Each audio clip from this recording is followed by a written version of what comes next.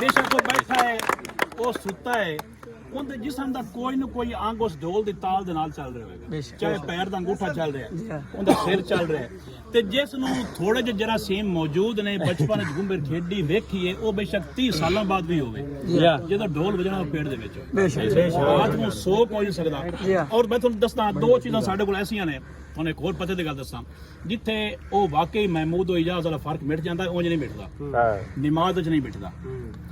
ਹੁੱਕਾ ਪਹਿਲੇ ਕਮੀ ਨੇ ਬਖਾਣਾ ਹੈ, ਜਿਹੜਾ ਸਾਡਾ ਮਜ਼ਦੂਰ ਬੰਦਾ ਹੈ, ਉਹਨੇ ਪਹਿਲੇ ਆਪ ਚਿਕਣਾ ਹੈ, ਨੜੀ ਆਪਣੇ ਮੂੰਹ ਨਾਲ ਲਾਣੀ ਹੈ, ਫਿਰ ਸਰਦਾਰ ਲਾਏਗਾ।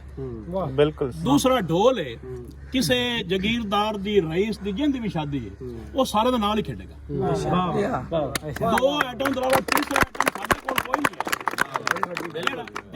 ਜਿਹੜਾ ਉੱਥੇ ਇਹ ਬਰਾਬਰੀ ਹੋਏਗੀ ਪੰਜਾਬਾਂ ਨਾਲ ਜਗੀਰਦਾਰਾਂ ਦਾ ਸਿਸਟਮ ਪੰਜਾਬ ਦੇ ਵਿੱਚ, ਇਹਨਾਂ ਦੋ ਚੀਜ਼ਾਂ ਤੇ ਆ ਕੇ ਜਗੀਰਦਾਰਾਂ ਦਾ ਸਿਸਟਮ ਖਤਮ ਹੋ ਜਾਂਦਾ ਹੈ। ਔਰ ਅਸੀਂ ਵੀ ਇਸੇ ਤੋਂ ਢੋਲ ਰੱਖਿਆ ਹੋਇਆ ਹੈ ਕਿ ਉਸਤਾਦ ਵੀ ਉਸੇ ਲੈਣ 'ਚ, ਸ਼ਾਗਿਰਦ ਵੀ ਉਸੇ ਲੈਣ 'ਚ, ਪੀਅਨ ਵੀ ਉਸੇ ਲੈਣ 'ਚ। ਇੱਕ ਤਰ੍ਹਾਂ ਦਾ ਤਾਲ ਹੈ, ਇੱਕ ਤਰ੍ਹਾਂ ਦਾ ਤਾਲ ਹੈ, ਇੱਕ ਤਰ੍ਹਾਂ ਦੀ ਲੈ ਹੈ, ਇੱਕ ਤਰ੍ਹਾਂ ਦਾ ਪਾਉ ਚੱਲ ਰਿਹਾ, ਇੱਕ ਤਰ੍ਹਾਂ ਦੇ ਬਾਜ਼ੂ ਨੇ। ਇੱਥੇ ਆ ਕੇ ਨਾ ਅਸੀਂ ਉਸਤਾਦ ਸ਼ਾਗਿਰਦ ਹੁੰਦੇ ਹਾਂ, ਅਸੀਂ ਸਾਰੇ ਇੱਕ ਹੀ ਲੈਵਲ ਦੇ ਹੁੰਦੇ ਹਾਂ। ਹੁਸਨ ਜਿਹੜਾ ਸਾਨੂੰ ਤੀਜੀ ਇੰਟਰਨੈਸ਼ਨਲ ਪੰਜਾਬੀ ਕਾਨਫਰੰਸ ਵੇਖਣ ਨੂੰ ਇਹ ਸਾਰਾ ਮਿਲੇਗਾ ਤੁਹਾਨੂੰ।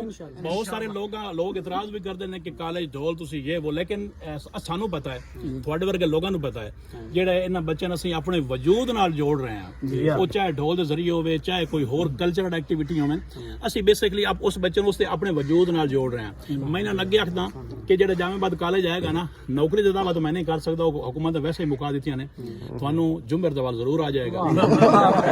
ਔਰ ਮੈਂ ਤੁਹਾਡੇ ਸਾਦਤ ਨਾਲ ਇਹ ਵੀ ਦੱਸ ਦੇਵਾਂ, ਸਾਡੇ ਕਾਲਜ ਦੇ ਬੱਚੇ ਖੜੇ ਨੇ, ਜਿਹੜਾ ਬੱਚਾ ਗਾਵਣ ਚੰਗੇ ਗਾ ਲੈਂਦਾ ਹੈ, ਜਿਹੜਾ ਬੱਚਾ ਢੋਲ ਚੰਗਾ ਵਜਾ ਲੈਂਦਾ ਹੈ, ਜਿੱਥੇ ਬਾਕੀ ਜਿਵੇਂ ਸਪੋਰਟਸ ਦਾਖਲੇ ਹੁੰਦੇ ਨੇ ਉਹਦੀ ਵੀ ਫੀਸ ਮਾਫ ਹੁੰਦੀ, ਉਹ ਫਰੀ ਦਾਖਲੇ ਹੁੰਦੇ ਨੇ। ਸਾਡੇ ਕੋਲ ਹਮੇਸ਼ਾ ਅੱਗੇ ਪਿਰਾਏ ਵੀ ਆਪਣੇ ਕਾਲਜ ਦਾ ਹੁੰਦਾ ਹੈ, ਕੋਈ ਨਾ ਕੋਈ ਸਟੂਡੈਂਟ ਹੁੰਦਾ ਜਿਹੜਾ ਪਿਰਾਏ ਵੀ ਹੁੰਦਾ ਹੈ, ਜੁਮਰ ਖੇਡਣ ਵਾਲੇ ਵੀ ਆਉਂਦੇ ਨੇ। ਇਹ ਵੱਖਰੀ ਗੱਲ ਹੈ ਕਿ ਸਾਡੇ ਜੁਮਰ ਵੇਖ ਕੇ ਤੇ ਜਿਹੜੇ ਵਡੇਰਿਆਂ ਦੀ ਕੋਈ ਸ਼ਾਦੀ ਹੋਵੇ ਨਾ ਇਲਾਕੇ 'ਚ, ਉਹ ਕਹਿੰਦੇ ਨੇ ਕਿ ਆ ਕੇ ਸਾਨੂੰ ਮਹਿੰਦੀ ਵੀ ਢਵਾਓ।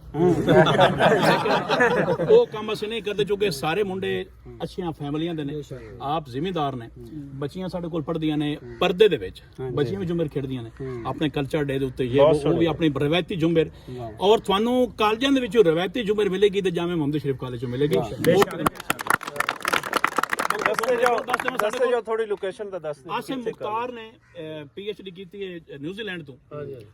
ਉਸਨੇ ਜਿਹੜੀ 45 ਮਿੰਟਸ ਦਾ ਕਲਿੱਪ ਸੀ, ਟੋਟਲ ਵੀਡੀਓਜ਼ ਉਹਨਾਂ ਜਿਹੜੇ ਪਾਈਆਂ ਸਨ, ਉਸ ਤੋਂ 14 ਮਿੰਟ ਸਾਡੇ ਕਾਲਜ ਦੇ ਨੇ ਜੁਮਰ ਵਾਸਤੇ, ਰਵਾਇਤੀ ਜੁਮਰ ਵਾਸਤੇ। ਉਹਨਾਂ ਦੇ PhD ਦੇ ਥੀਸਿਸ ਦੇ ਵਿੱਚ ਸਾਡੇ ਕਾਲਜ ਦਾ ਲੋਕੇਸ਼ਨ ਜਨਾਬ, ਅਸੀਂ ਤਹਿਸੀਲ ਬੁਆਣਾ 'ਚ ਖੜੇ ਹਾਂ। ਤਹਿਸੀਲ ਬੁਆਣੇ ਤੋਂ ਉਬਰ ਦੇ ਪਾਸੇ 6-7 ਕਿਲੋਮੀਟਰ ਤੇ ਜਾਮੇ ਮੁਹੰਮਦ ਸ਼ਰੀਫ ਕਾਲਜ ਹੈ, ਰਮਜ਼ਾਨ ਸ਼ੂਗਰ ਮਿਲ ਦੇ ਬਿਲਕੁਲ ਨੇੜੇ। ਜ਼ਿਲ੍ਹਾ ਸਾਡਾ ਚਨਿਓਟ ਜਨਾਬ। ਜਿਸ ਨੇ ਵੇਖਣੀ ਹੋਵੇ, ਚੂੰਕਿ ਫਰਵਰੀ ਤੋਂ ਬਾਅਦ ਬੱਚਿਆਂ ਦਾ ਤਾਲੀਮ ਦਾ ਹਰਜ ਨਾ ਹੋਵੇ, ਇਹ ਜ਼ਰੂਰੀ ਹੈ। ਪਹਿਲੇ ਤਾਲੀਮ ਹੈ, ਉਸ ਤੋਂ ਪਿੱਛੇ ਦੀਗਰ ਐਕਟੀਵਿਟੀਜ਼ ਨੇ।